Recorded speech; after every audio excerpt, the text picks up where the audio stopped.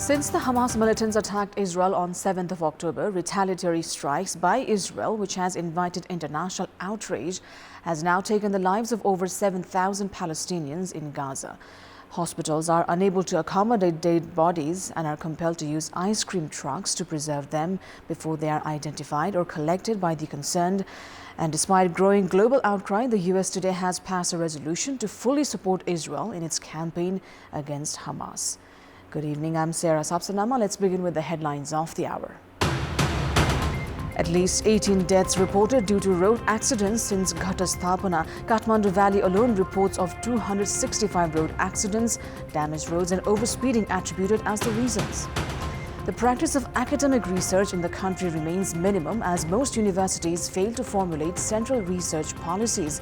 UGC directs universities to do the needed. The death toll in Gaza due to Israeli attacks crosses a grim mark of 7,000. Hamas military wing says about 50 captives killed in Israeli attacks so far.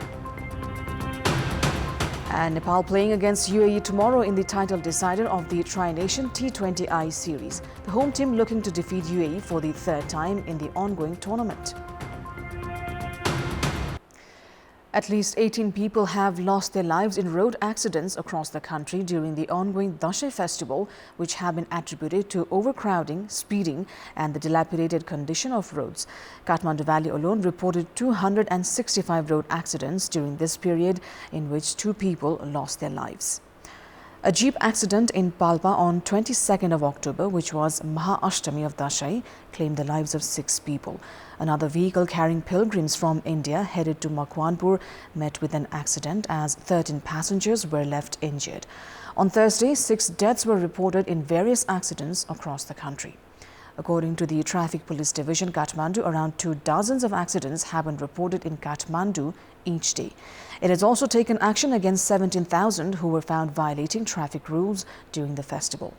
Each year, around 2,880 lose their lives in road accidents, while 14,400 are left injured.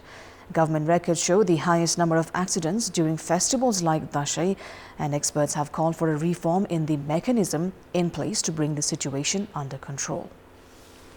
In this context, in our Public Voice segment, today we've asked people in several provinces what should be done to control the number of road accidents. Let's take a look at what they had to say.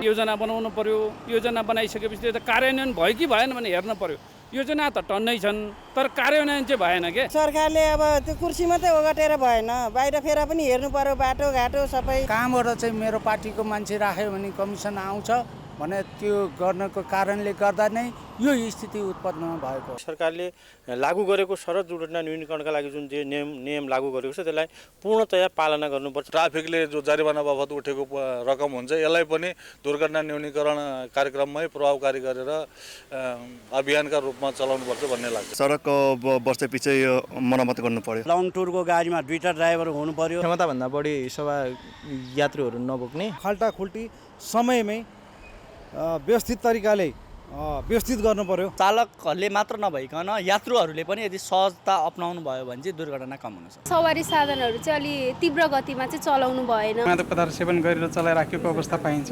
यो चाहिँ नियमित check जाँचको रूपमा चाहिँ रह्यो भनेपछि केही न केही हदमा चाहिँ सडक दुर्घटना न्यूनीकरण गर्न सकिन्छ। गाडीको कन्डिसनहरू पनि राम्रो हुनु पर्यो। सवारी साधन अलि कम गतिमा चलाउनु पर्यो। रोड चाहिँ अलिकति साँगुरो छ त्यसले अलिकति फराकिलो बनाइदिनु पर्यो। सचेतना सम्बन्धी एउटा पाठ्यक्रम चाहिँ तयारी गर्नुपर्छ।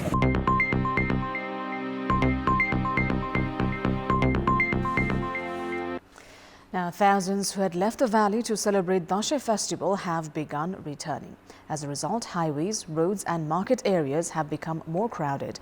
This comes as government offices resume operation from tomorrow.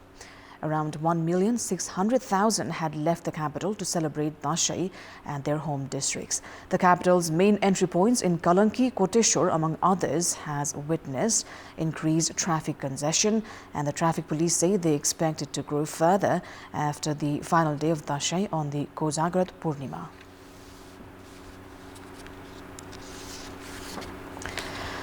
Academicians of universities actively lead research works for innovations. Universities formulate central research policies for necessary new scientific studies. However, most universities in the country have failed to do so, which has weakened scientific researches and investigations in the country. There must be a clear central academic research policy of universities for scientific research and studies required for the societies and the country. The standard of higher education provided by the universities can be assessed only on the basis of scientific studies conducted by the academicians. However, except for the Tribhuvan University, all other universities have been operating without formulating a central research policy. As no new scientific researches or findings have been achieved, the University Grant Commission (UGC) has directed all universities to formulate their research policies. There are a total of 17 federal and provincial universities in the country. However, only a few present research proposals for national-level researches called by the government and the University Grant Commission. This is an evidence to the fact that new researches and scientific findings have not been achieved from the universities. Creating knowledge is a significant aspect on its own, and for this, academicians have to conduct serious researches. Experts have said that the universities must formulate their central research policies for this purpose.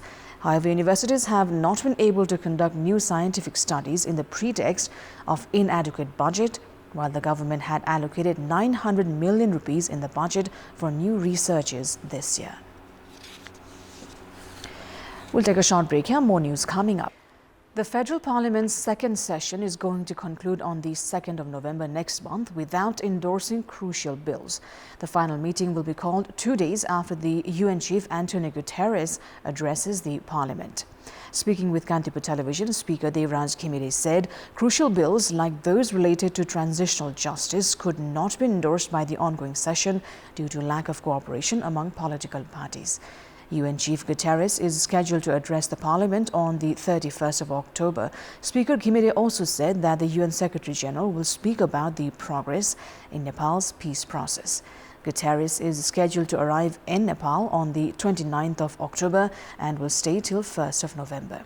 During his stay, he is scheduled to meet with leaders of various political parties. Prime Minister and CPN Maoist Centre Chair Pushpa Kamal Dahal has said that conspiracies were in progress to split the ruling coalition with the objective of toppling the government. Addressing a program held at Bafikot Rural Municipality, Ward Number 6, Magma in Rukum West, Prime Minister Dahal claimed that conspiracies were in progress to topple the government. He also assured that the current coalition and the government would last for the term of 5 years. Inaugurating the Martyrs Memorial Fair at Bafikot 6, Premier Dahal said that the campaign against corruption led by his leadership was moving forward in a serious manner. While addressing the program, Prime Minister Dahal also expressed the commitment of making a special decision from the cabinet for Rukum immediately after his return. Dahal had also attended the joint meeting of Bafikot 6 and 7 under the 3-month-long special transformation program of CPN Maoist Centre. Karnali Chief Minister Rajkumar Sharma and CPN Maoist Centre Deputy General Secretary duo Janardhan Sharma and Matrika Yadav had also reached Rukum West on Thursday. It's time now for our segment Public Pulse, where you text us with your opinion. Public Pulse. But before today's question, let's take a look at the results from yesterday's poll. Yesterday we asked you what should be done to avoid wasting electricity. 72% voted for option A, raise domestic consumption, 5% for B, ensure export, and 23% for C, provide power at subsidized rates to industries. And here's today's question. What should be done to control smuggling through border points? Your options are A, ensure active security management, B, honesty by officials, and C, action against those guilty of involvement. The voting is on. Type NEWS, select your option A, B, or C, and send it to 34001 to share your opinion with us. Welcome back. It's time now for a sports update. Sports news. Nepal and UAE are playing for the title of the Tri-Nations T20I series tomorrow. The match has been scheduled to kick off at 11 a.m. in TU Cricket Ground in Kantipur as Nepal looks to lift the title by defeating UAE for the 3rd time in the tournament. Nepal has been undefeated in its past 15 matches in home ground. Nepal had ensured its place in the final, maintaining its winning streak. UAE had entered the final with better run rate against Hong Kong. In their match against Hong Kong, Kushal Malla and Deepinder Singh Aidi had made a record partnership of 145 runs. Asif Sheikh is second in the list of the top scorers in the ongoing series with 147 runs. Karan Kesey with 10 wickets so far and Sompal Kami with 7 are the top 2 wicket takers of the tournament. Tomorrow's final is also the last match for Nepal and UAE before the ICC T20 World Cup qualifiers, proving crucial to figure out one's weaknesses and form strategies accordingly. That is all for the moment. Thank you for watching. Good night.